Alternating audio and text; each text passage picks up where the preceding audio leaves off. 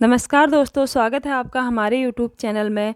इंसान को जब भगवान खूबसूरती देता है तो साथ में उसे नजाकत भी दे ही देता है। मेरी बेटी भी बहुत ही नाजुक सी थी, उसका मिजाज सबसे अलग था, लेकिन कविता मेरी ज़िंदगी की सबसे खास हस्ती थी। जान बसती थी उसमें मेरी, क्योंकि भगवान ने मुझे मेरी शादी के पूरे 7 साल बाद कविता की खुशी दी थी। मैं कविता की कोई भी बात रद्द नहीं करती थी। मेरे ससुराल वाले थोड़े सख्त मिजाज के लोग थे, लेकिन कविता के पापा बहुत ही नरम दिल इंसान थे।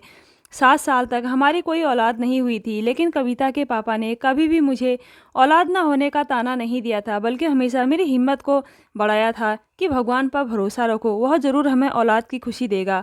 और जब कविता पैदा हुई तो कविता के पापा की खुशी देखने लायक थी। मेरे ससुराल वाले बहुत ही सख्त टाइप के लोग थे, लेकिन कविता की पैदाइश पर वह भी खुश हुए थे। आखिर उन्हें भी 7 साल बाद अपने घर में बच्चे की खुशी दिखाई दी थी। कविता इतनी प्यारी, इतनी खूबसूरत थी कि खानदान का हर आदमी उसे अपनी गोद में लेने के लिए मचलता था। जैसे जैसे बड़ी होती गई, उसकी खूबसूरती और भी ज़्यादा बढ़ती चली गई थी। कभी कभी तो मुझे कविता की खूबसूरती से डर लगने लगता था। पता नहीं कहाँ से उसने यह रूप चुराया था। कविता के पापा भी सांवले रंग के थे और मैं भी इतनी ज़्यादा खूबसूरत नहीं थी, लेकिन कविता ने तो खूबसूरती के सारे रिकॉर्ड ही तोड़ दिए थे। खूबसूरती के साथ साथ उसके चेहरे पर बला की मासूमियत थी। हर कोई उसे पसंद करता था।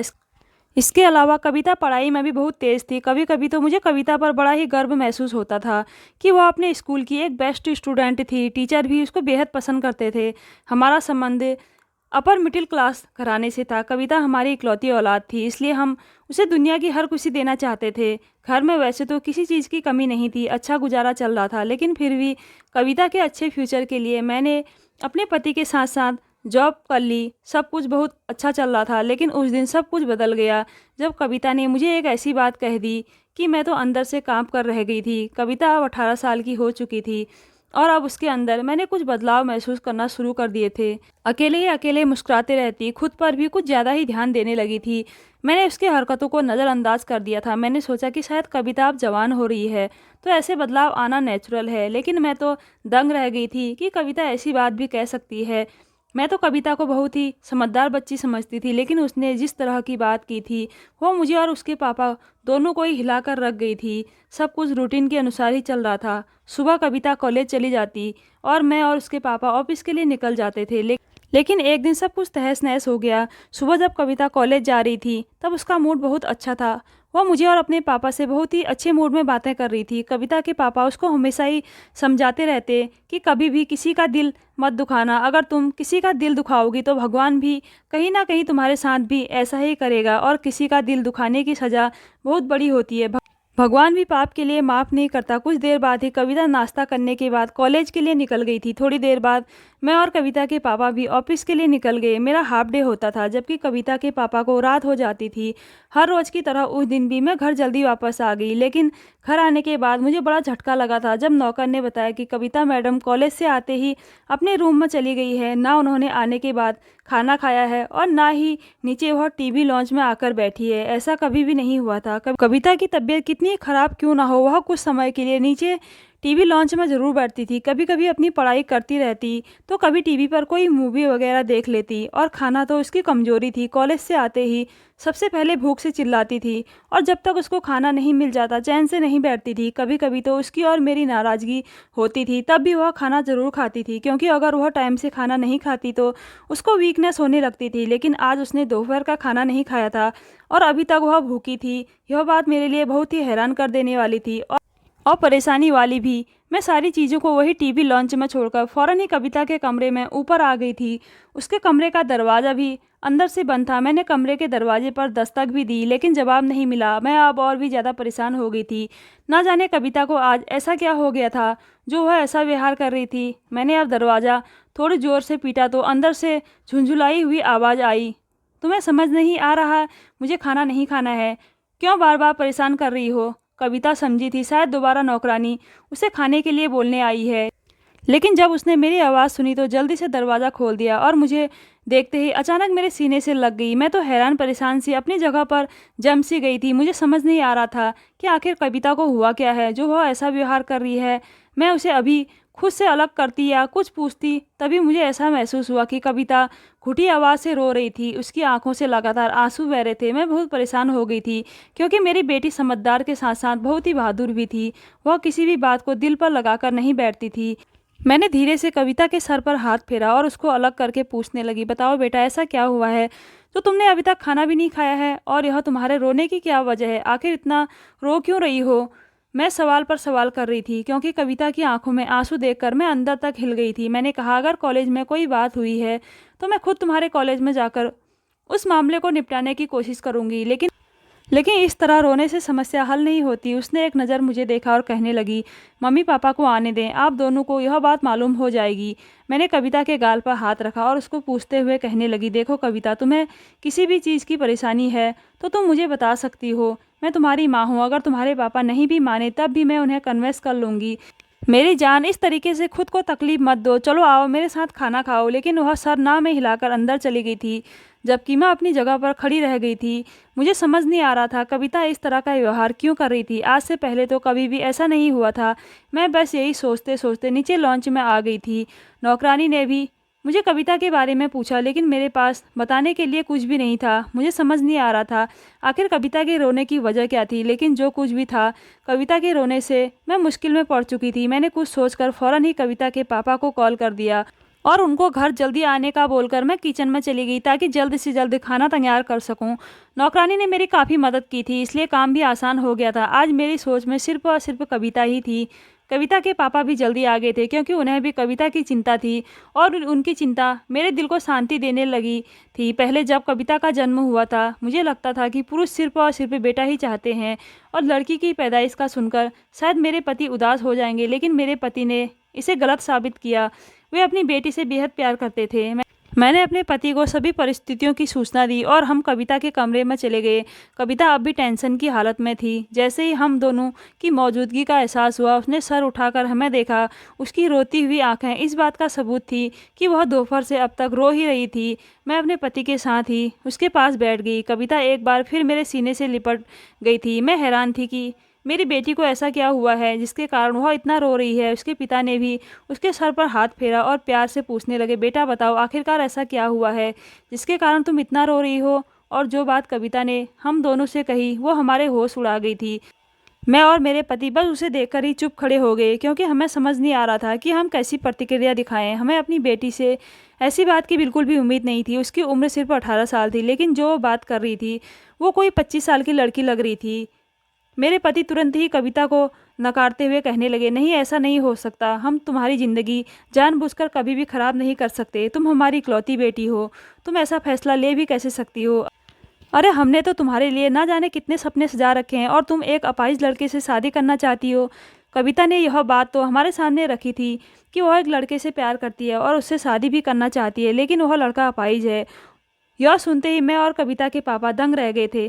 भला एक अपाहिज लंगड़े लड़के से शादी क्यों करना चाहती थी? तुम जानती हो अपाहिज के साथ तुम्हारी ज़िंदगी कितनी मुश्किल हो जाएगी। ना तुम दुनिया को फेस कर पाओगी, ना ही उसके साथ शांति की ज़िंदगी बिता पाओगी। अरे जिस इंसान को खुद सहारे की ज़रूरत है, वह तुम्हें क्या सहारा देगा? तुमने ऐसा सोचा भी कैसे? विवेक एकदम से गुस्से में आ गए थे, जबकि मैं उनके हाथ पर अपना हाथ रखकर खामोश कराना चाहती थी, लेकिन उस समय वो किसी की भी सुनना नहीं चाहते थे। विवेक मुझे भी आंखें दिखाते हुए कहने लगे, बस कर दो कविता की माँ, अगर आज हम उसे नहीं टोकेंगे तो बाद में इसके लिए मुश्किलें बढ़ती चली जाएंगी।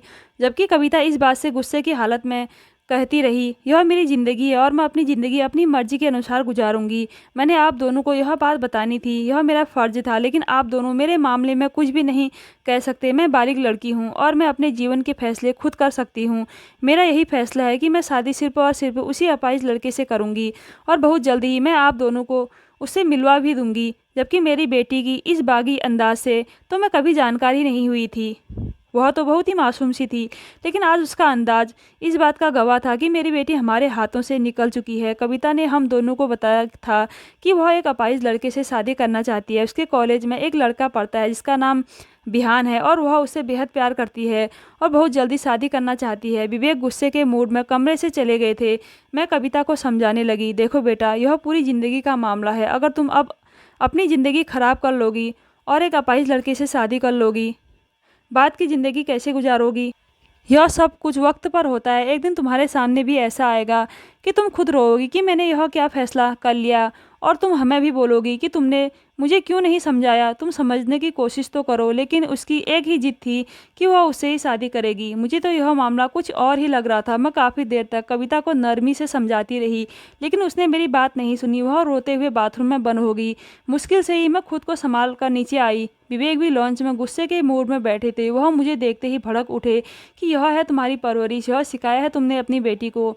वह हमारी इकलौती बेटी थी, लेकिन इसका यह मतलब नहीं है कि वह अपनी मनमानी करेगी। उसने सोच भी कैसे लिया कि एक लंगड़े लड़के से मैं उसकी शादी कर दूंगा। और तुम भी कान खोलकर सुन लो, आज के बाद कविता कॉलेज नहीं जाएगी। अगर उसने घर से बाहर कदम भी निकाला तो मुझसे बुरा कोई नहीं होगा। विवेक को इतने गुस्से में मैंने पहली बार देखा था। विवेक के गुस्से को देखते हुए मैंने खामोश रहने में ही भलाई समझी थी, वरना पता नहीं गुस्से में वह क्या क्या फैसला ले लेते। मेरे पति और मेरे ससुराल वाले बहुत ही गुस्सैल तबीयत के मालिक थे। वे उन सभी चीज़ों को बहुत ही नागवारा समझते थे। मेरे पति बहुत ही सपोर्ट करने वाले इंसान थे, लेकिन उन्होंने एक बात का हमेशा ही ख्याल रखा था कि लड़की अपनी पसंद की शादी करे। लेकिन जिस तरीके का रवैया मेरी बेटी ने अपनाया था, मुझे बहुत ही गलत लग रहा था। मैंने विवेक को बहुत ही मुश्किल से काबू किया था और कमरे में ले गई। वह रात मेरे लिए बहुत ही तकलीफ भरी थी। मुझे एक पल को भी सुकून नहीं आया था। कविता का रवैया मेरी आंखों के सामने बार बार आ रहा था। जिस तरीके से वह बोल रही थी, वह उस बात की गवाह थी कि बात बहुत आगे बढ़ चुकी है, अब कुछ भी नहीं हो सकता। लेकिन मैंने सोच लिया था कि मैं एक बार फिर कविता को समझाऊंगी। अगली सुबह होते ही मैंने एक बार फिर कविता को एक एक बात करनी चाहिए, लेकिन उसने मेरी किसी बात का जवाब नहीं दिया। विवेक तो गुस्से के मारे बिना नाश्ता किए ही ऑफिस चले गए थे। मैंने कविता को बोला कि तुम्हारे पापा ने कॉलेज जाने से मना किया है, लेकिन कविता ने कहा कि मैं कॉलेज ज़रूर जाऊंगी, मेरे पेपर भी आने वाले हैं और मैं अपनी पढ़ाई बीच में छोड़ नहीं सकती।